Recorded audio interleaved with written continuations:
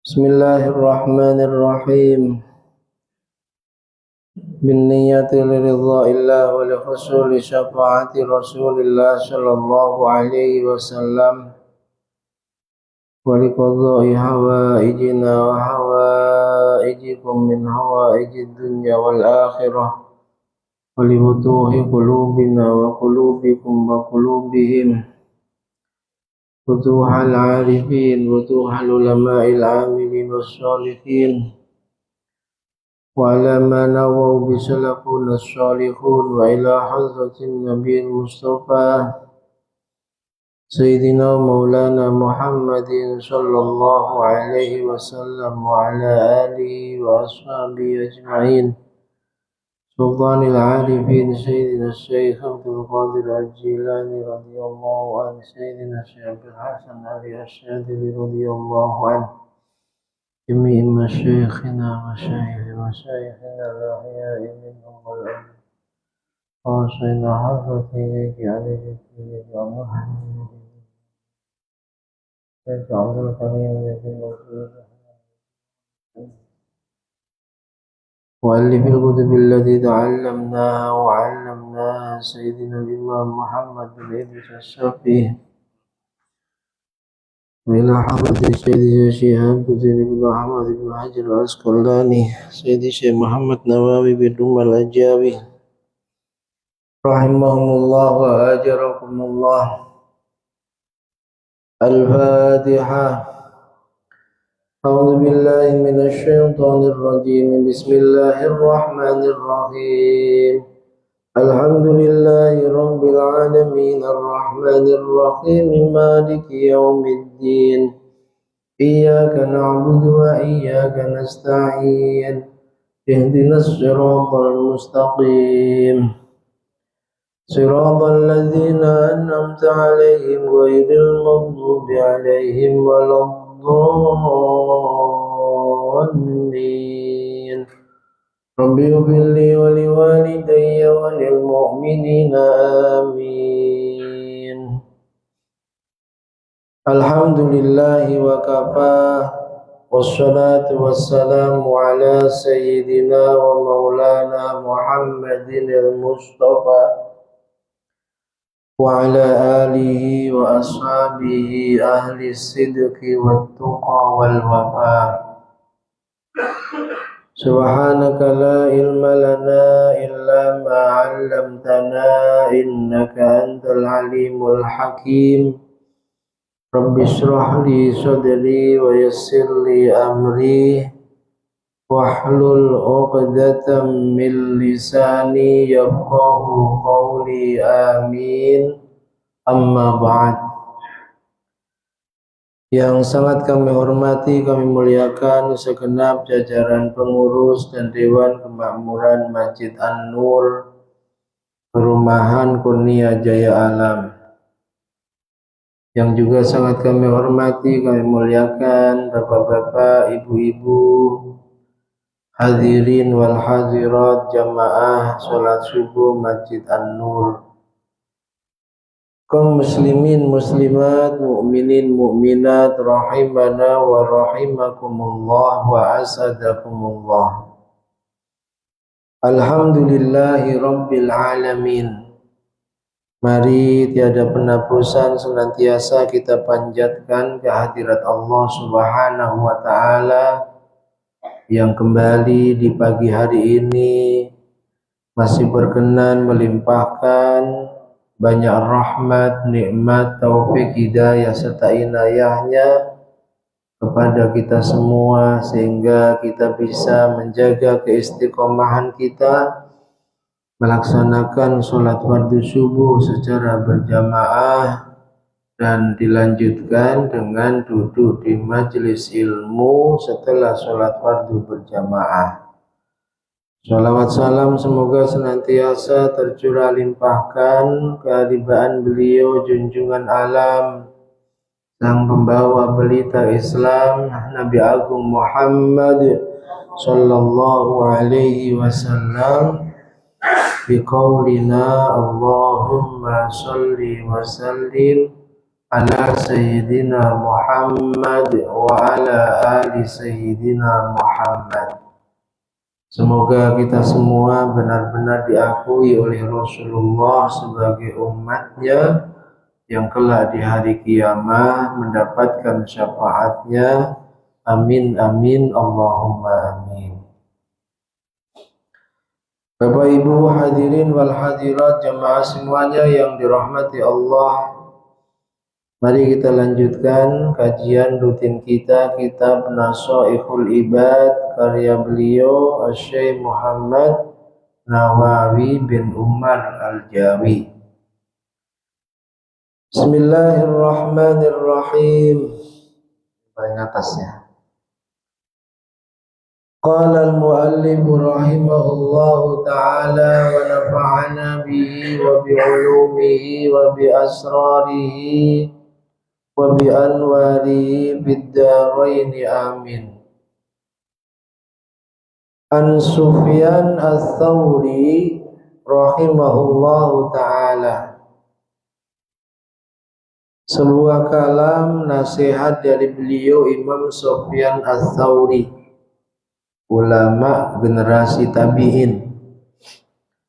Beliau nasihatkan, la yajtami'u fi hadzal zaman li ahadin malun illa wa indahu khamsu hisal. Kata beliau, di zaman ini, itu zaman tahun 2 Hijriah. Itu saja beliau sudah mengatakan bahwa itu zaman sudah penuh fitnah. Apalagi zaman kita 12 abad kemudian.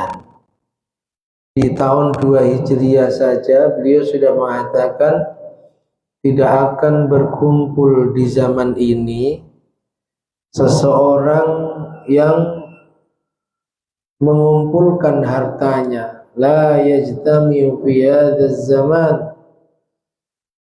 Di zaman ini tidak ada seseorang yang mengumpulkan harta kecuali dalam dirinya ada 5 sifat tercela. Ada 5 sifat tercela. 5 sifat tercela itu yang pertama tulul amal, panjangnya angan-angan. Angan-angan masalah urusan dunia. Sudah dapat dunia ini, kurang yang ini.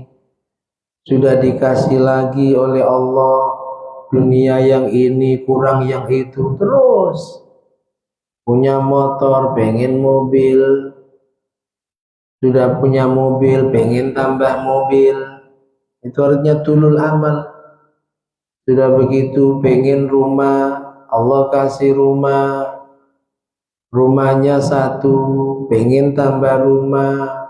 Sudah 2, pengen diperbaiki, pengen diperbagus. Terlebih ketika punya tetangga yang asetnya lebih banyak dari dia, maka dia akan berupaya mengejar ketertinggalannya dalam masalah dunia sampai akhirnya habis umurnya hanya untuk mengejar ketertinggalannya dalam masalah dunia. Baru sadar ketika sudah mulai merasakan berkurangnya kekuatannya, lemahnya kekuatannya, berkurangnya fungsi-fungsi anggota tubuhnya. Di saat yang lain sudah mendapatkan bekal akhirat yang begitu banyak, dia masih sibuk habis waktunya hanya untuk mengejar buru urusan dunianya. Ini diawali dari apa? Tulul amal, panjangnya angan-angan, angan-angan urusan dunia, merasa tidak puas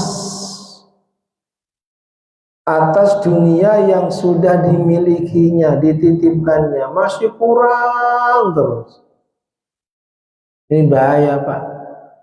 Banyak orang yang akhirnya tahu-tahu umurnya sudah 50, umurnya sudah 60, tahu-tahu sudah mulai sering berpenyakitan. Karena diawali dari penyakit hati namanya tulul amal. Sehingga apa? Dari penyakit panjangnya angan-angan dalam urusan dunia ya. Kalau panjangnya angan-angan dalam urusan akhirat terpuji, diperintahkan. Lihat orang ahli jamaah, pengen ahli jamaah. Lihat orang istiqomah baca Quran, pengen istiqomah baca Quran, itu diperintahkan. Tapi ini panjangnya angan-angan urusan dunia. Ini yang pertama.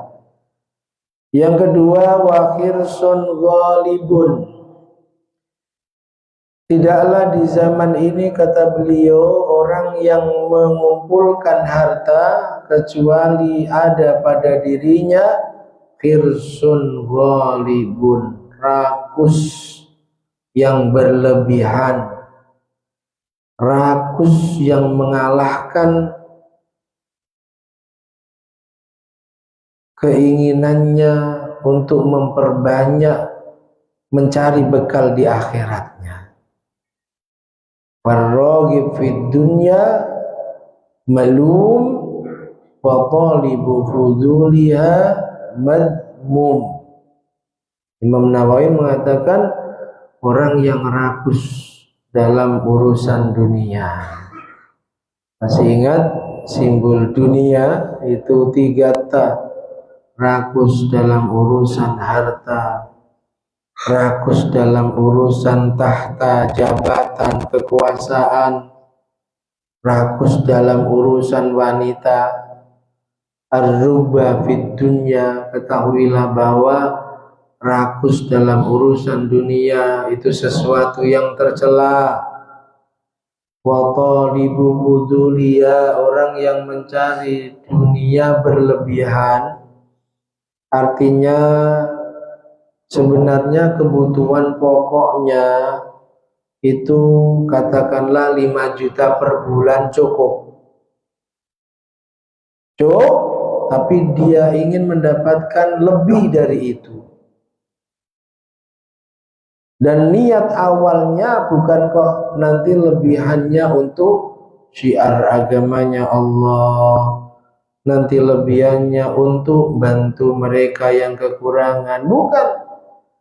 Lebihannya itu untuk berbangga-banggaan, at-takasur, untuk bersombong-sombongan. Itu sudah tergolong cinta dunia. 5 juta cukup, lebihnya ini hati kita harus ditata. Ada kalanya kita mencari kelebihan dari kebutuhan pokok kita, itu terpuji.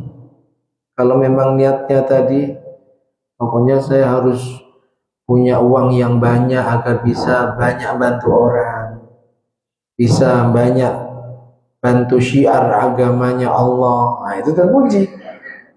Tapi ada yang niatnya hanya untuk memperkaya diri, untuk sombong-sombongan, untuk banyak-banyakan harta, itu yang tercela. Itulah orang-orang yang di hatta zurtumul maqabir, dan mereka tidak pernah sadar itu salah. Sampai akhirnya sadarnya mereka ketika mereka sudah berada di alam kubur. Jangan seperti itu. Bukan kok berarti agama kita melarang kita mencari harta, bukan, diperintahkan.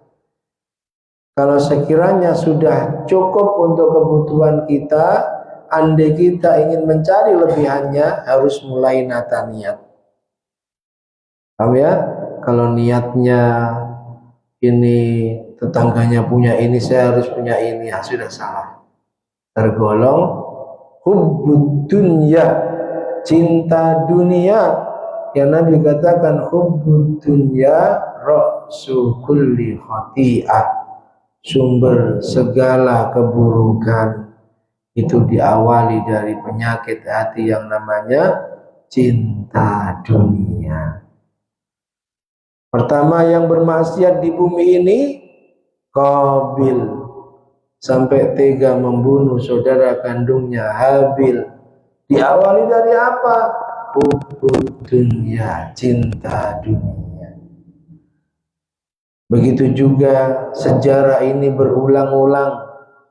Bagaimana akhirnya seseorang dihinakan oleh Allah, bahkan dibinasakan oleh Allah, sebab dia belum bisa menghilangkan penyakit hubbud dunianya. Jadi cari dunia wajib kalau memang untuk mencukupi kebutuhannya, kebutuhan orang-orang yang menjadi tanggungannya. Butuh 10 juta, mencari 10 juta ini wajib. Lebihnya dapat 12, 15, ini baik apa buruk tergantung niatnya. Tergantung harta yang dia dapatkan yang melebihi dari kebutuhannya itu untuk apa? Kalau memang benar-benar untuk dibelanjakan di jalan Allah, wa huwa mahmud, itu adalah terpuji. Tapi kalau untuk bangga-banggaan, untuk banyak-banyakan aset, itu tercela. Warubatu innama tahtassu bima jawaza haddal hajah. Jadi dikatakan cinta dunia itu kalau dalam mengumpulkan harta, mengumpulkan dunia sudah melebihi kebutuhannya. Dan niatnya itu tadi, niatnya untuk bermegah-megahan, banyak-banyakan aset, apalagi niatnya tidak mau disaingi oleh kawannya, oleh tetangganya, itu sudah tercela. Tapi kalau niatnya benar-benar untuk membelanjakan hartanya di jalan Allah, maka itu niat yang mulia. Mencari dunianya pun diperintahkan, terpuji dalam pandangan syariat. Qala sallallahu alaihi wasallam, Nabi kita Muhammad sallallahu alaihi wasallam telah bersabda, laisa khairukum man taraka dunya lil akhirah walal akhirah lid dunya. Bukanlah orang yang terbaik di antara kalian itu orang yang meninggalkan dunia untuk akhirat, dan juga bukanlah orang yang terbaik di antara kalian itu orang yang meninggalkan akhirat untuk dunia. Ada orang yang fokus pada akhirat, akhirnya dia sama sekali tidak mencari bagiannya di dunia. Padahal dia masih punya istri, dia masih punya banyak anak yang butuh nafkah, anak-anaknya butuh biaya pendidikan dan lain sebagainya. Sepertinya bagus, aku pengen fokus untuk akhirat, tapi sungguh itu adalah tidak bagus. Begitu juga sebaliknya, fokus dunia, akhirat dilupakan, sehingga sisa umur hanya habis untuk mengejar ketertinggalannya dalam urusan dunia. Yang terbaik yang macam mana? Kata Nabi, walakin khairukum man akhadha min hadhihi wa hadhi.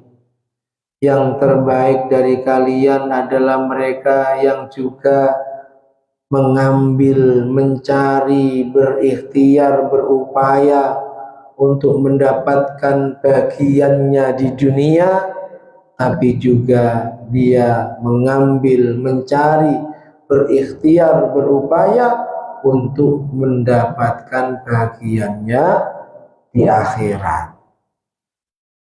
Harus ada keseimbangan dalam mencari bekal hidup di dunia dan bekal hidup di akhirat. Sekali lagi, orang yang hanya akhirat saja bukan orang baik itu. Apalagi sebaliknya, orang yang hanya mencari bekal dunianya saja, laisa khairukum, tapi juga bukan orang yang baik. Orang yang baik mereka yang mencari dunia tapi dia tidak lupa ada alam akhirat setelah alam dunia. Dia pun mencari bekal sebanyak-banyaknya untuk akhirat. Ini Islam ya. Jadi memerintahkan kita punya bagian di dunia, cari. Karena kita hidup di dunia tidak langsung di akhirat. Dalam Al-Quran pesan Allah, wala tansa nasibaka minad dunya. Kamu jangan lupa kamu punya bagian di dunia. Ambil bagianmu itu, cari bagianmu itu. Diawali dari perintah Allah, wabtaghi fima ataqallahu daral akhirah. Cari anugerah-anugerahnya Allah yang diberikan padamu di dunia ini untuk bekal hidupmu di akhirat. Ini pesan Allah. Langsung disambung, wala tansa nasibaka minad dunya, tapi kamu juga jangan lupa kamu punya bagian di dunia. Karena kamu juga hidup di dunia, jangan lupa cari juga bagianmu di dunia itu. Paham ya? Kecuali kalau kita sudah berada di makomnya para wali, sudah berada di makom tajrid namanya. Orang di makom tajrid, hukum kausatif itu sudah nggak berlaku. Hukum sebab akibat itu sudah nggak berlaku. Hukum kalau pengen punya duit kerja, hukum kalau lapar makan, hukum kalau nggak seger minum, itu sudah nggak berlaku. Nah ini makomnya para wali. Terkadang pengen punya duit nggak perlu kerja, Allah datangkan dengan caranya. Terkadang berbulan-bulan nggak makan, tetap hidup. Nabi Ibrahim kalau berlaku padanya hukum kausatif terbakar. Tapi karena sudah berada di makom tajrid, maka api tidak membakarnya. Teori yang mengatakan bahwa yang bisa membakar, yang bisa memanaskan api terbantah dengan kejadiannya Nabi Ibrahim. Tetap yang hakikatnya membakar sesuatu Allah Subhanahu wa ta'ala. Teori yang mengatakan kalau tidak makan sekian hari mati terbantahkan lewat kisahnya Ashabul Kahfi. Tidur 309 tahun nggak makan, hidup. Ini namanya orang sudah berada di maqam tajrid. Meskipun nggak makan, hidup. Meskipun santai hidupnya, hanya banyak ibadah, bisa makan seperti yang lain. Memiliki fasilitas-fasilitas dunia seperti yang lain, bahkan terkadang lebih banyak yang Allah berikan dibanding mereka yang waktunya habis untuk mengumpulkan dunia. Namanya makom apa?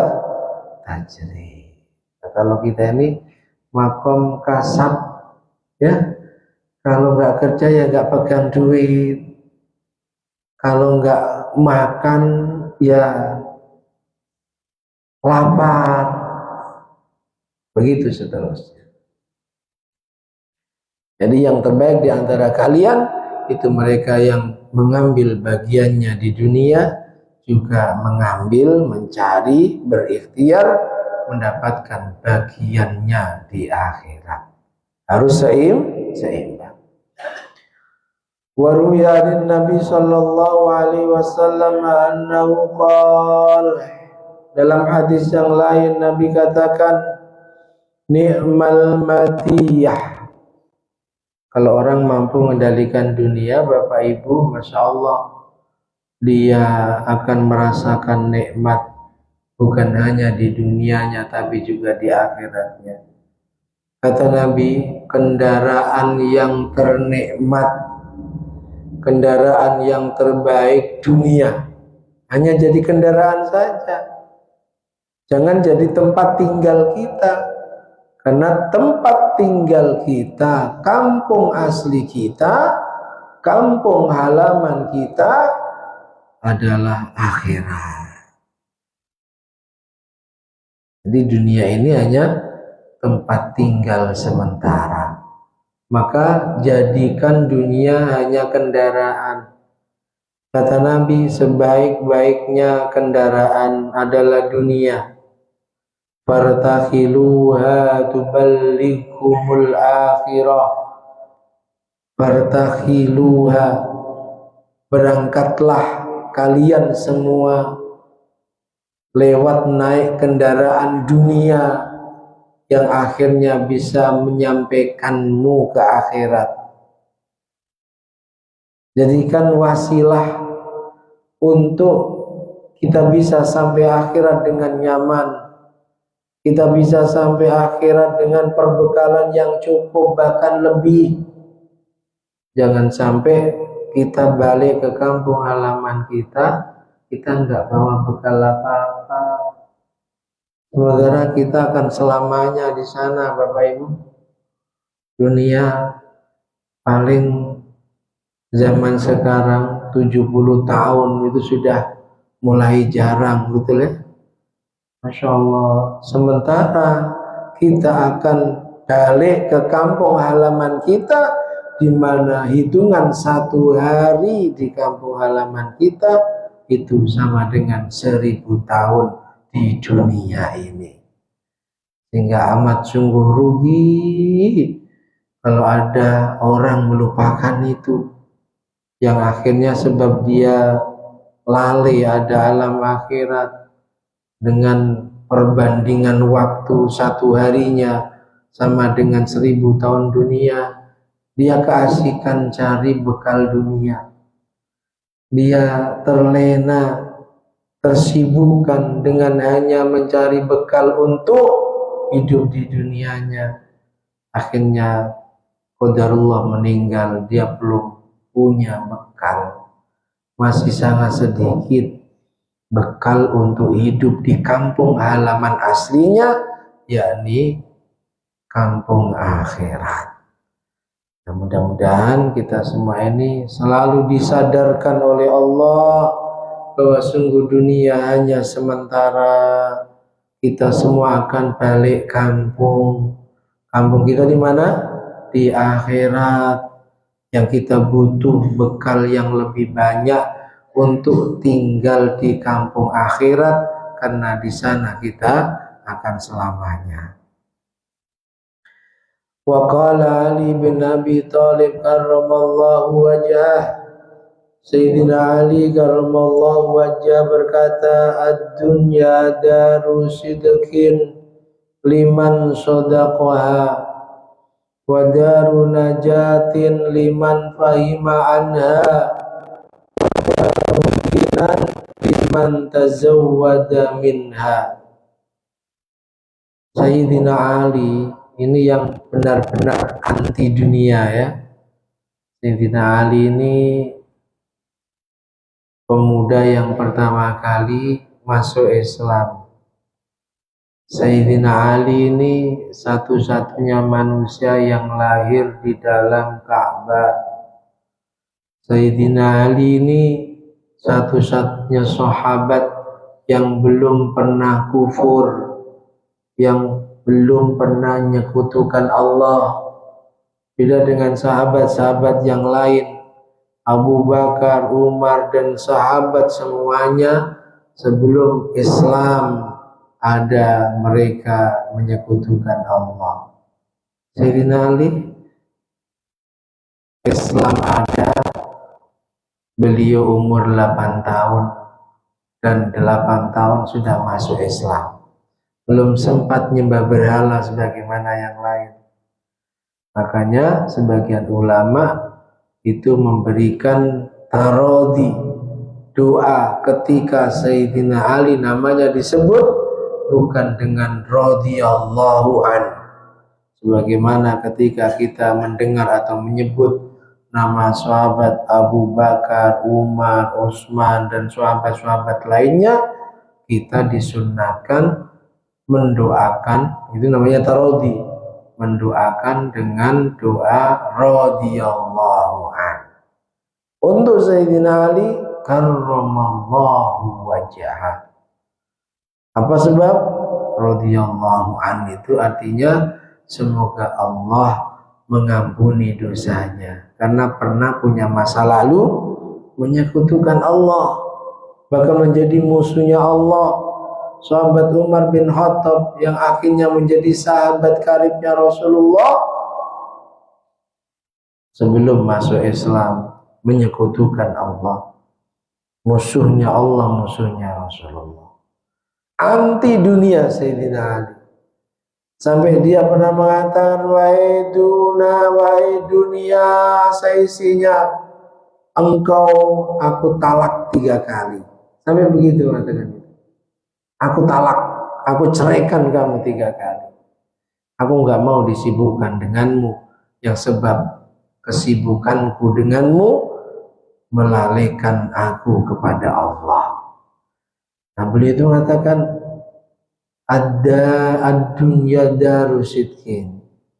Dunia itu sebenarnya tempat yang sangat baik bagi mereka yang selalu berbuat baik di dunianya. Wadarun najat, bahkan dunia ini sebenarnya tempat yang selamat. Manusia bisa selamat di dunia bagi mereka yang paham tentang dunia. Apa yang dilakukan untuk urusan dunianya itu hanya sebagai kendaraan, sebagai lantaran agar dia selamat di dunianya. Tapi banyak yang nggak paham ini, sehingga ada penyakit dalam hatinya, tulul amal, panjangnya angan-angan untuk urusan dunia. Ada penyakit dalam hatinya, di dunia penting, bahkan wajib, tapi jangan sampai melupakanmu dengan kampung yang hakiki, yakni akhirat. Wasyukhun syadid. Dan yang ketiga, ya, di zaman ini tidaklah orang itu mengumpulkan harta kecuali dia akan menjadi orang yang sangat bakhil. Bawaan dunia Bapak Ibu, ya. Saat miskin nampak dermawannya. Nah, miskin kok dermawan, mau bantu berapa ya pasti sedikit. Tapi ketika Allah rubah keadaannya menjadi kaya, hartanya banyak, bawaan harta yang tadinya dermawan, yang tadinya penyayang menjadi bakhil, itu banyak. Dan ini pesan tahun 2 Hijriah. Apalagi di zaman sekarang, apalagi di zaman banyak orang yang ketika Allah titipkan harta padanya lupa daratan, lupa kawan, lupa orang-orang lemah yang sebenarnya dia harus membantu. Sebab apa? Bawaan buruk harta dan dunia akan muncul dalam hatinya. Syukhun syadid, bakhil yang keterlaluan. Sampai saking bakhilnya, Kucing yang mestinya kalau dia makan itu bisa dapat bagian minimal durinya, di presto semua Pak, di presto, dimakan seduri-durinya. Coba, syukhun sedih, bakhil yang keterlaluan. Wakillatul wara', dan juga tidaklah di zaman ini orang yang fokus mengumpulkan harta kecuali sedikit sifat wirainya. Wirai itu apa? Wara itu apa? Ijtinabus syubhat khaufan fil muharramat. Wirai itu orangnya, wara sifatnya adalah meninggalkan perkara yang syubhat, perkara yang hukumnya masih abu-abu, perkara yang belum jelas halal haramnya, itu ditinggalkan, dijauhi. Apalagi perkara yang sudah jelas haramnya. Biasanya para pemburu dunia sifat waroknya sedikit, pokoknya yang penting dia dapat, abu-abu sedikit gak masalah. Bahkan terkadang jelas haram pun gak masalah. Satu orang kok tertangkap menyimpan uang dalam bentuk fisik berapa triliun Pak? Triliunan satu orang itu. Terus kalau dia mati itu bisa bawa seberapa rupiah? Masya Allah. Karena apa? Itu tadi ada rakus yang berlebihan. Sudah begitu juga nggak terkenal dia ahli zakat. Terus mau buat apa? Disimpan di apa namanya? Bunker yang dia buat dalam rumahnya. Belum tentu dia membelanjakan tiap hari, tapi juga tidak disedekahkan, dizakatkan hartanya. Makanya ketika ada orang seperti itu, ulama mengatakan gilanya lebih gila daripada orang yang benar-benar gila. Kalau kita angen-angen ya masuk akal. Uang triliunan taruh di bunker rumahnya, belum tentu dibelanjakan, tapi juga nggak disedekahkan. Ketangkap, masuk penjara. Belum nanti di akhiratnya. Na'udzubillahi min wara'. Juga ada yang mengartikan mulazamatul a'mal al-jamilah.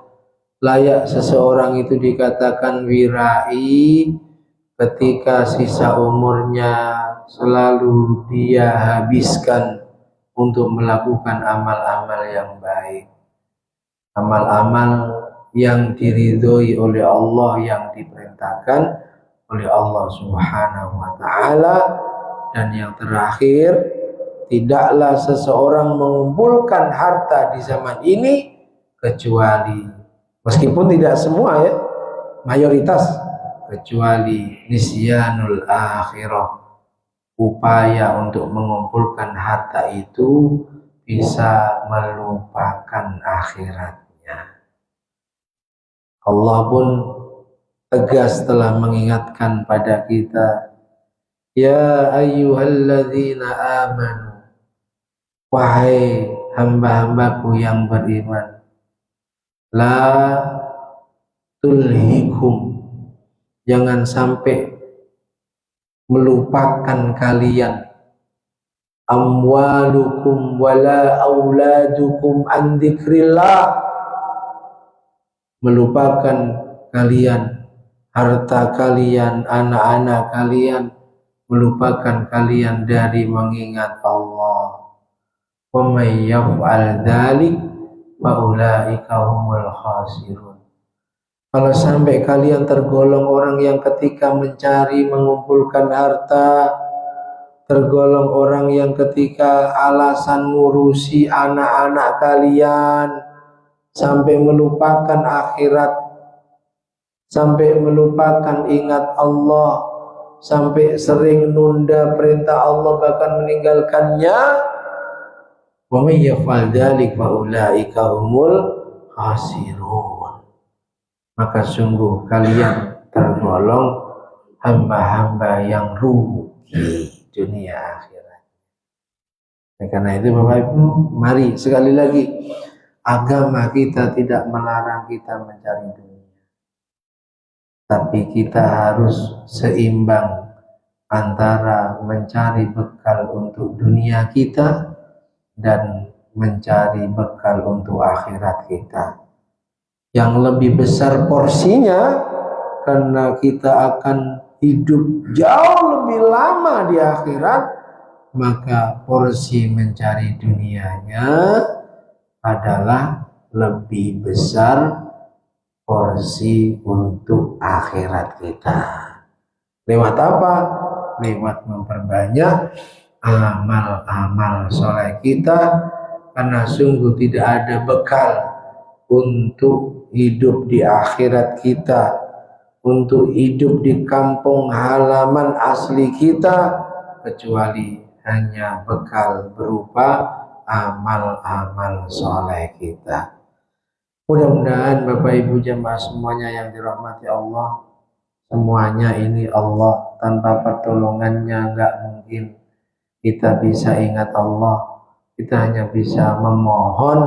Semoga Allah, wallahu a'lam bishawab. Al-Fatihah.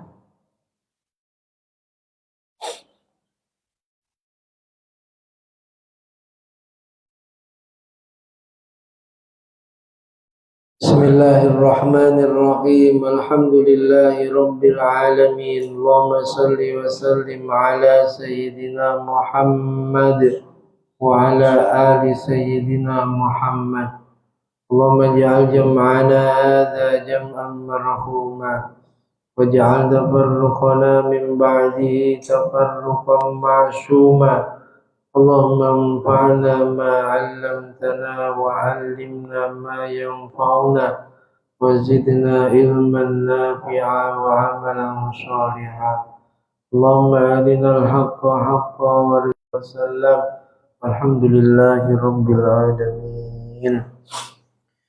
Bismillahirrahmanirrahim. Wal 'asri innal insana lafi khusrin إلا الذين آمنوا وعملوا الصالحات وتواصوا بالحق وتواصوا برضا النفس وزنة عرش ومداد كلماته سبحان الله وبحمده عدد خلقه ورضا نفس وزنة عرشه ومداد كلماته سبحان الله وبحمده عدد خلقه ورضا نفسه وزنة عرشه ومداد كلماته سبحان الله والحمد لله ولا إله إلا الله والله أكبر ولا حول ولا قوة إلا بالله العلي العظيم عدد ما علم الله وزنة ما علم الله وملء ما علم Allah. Demikian, ada kurang dan lebihnya mohon maaf. Akhirul kalam, hadanallahu wa iyyakum ajma'in wal 'afwu minkum. Assalamualaikum warahmatullahi wabarakatuh. Sallu ala Nabi Muhammad.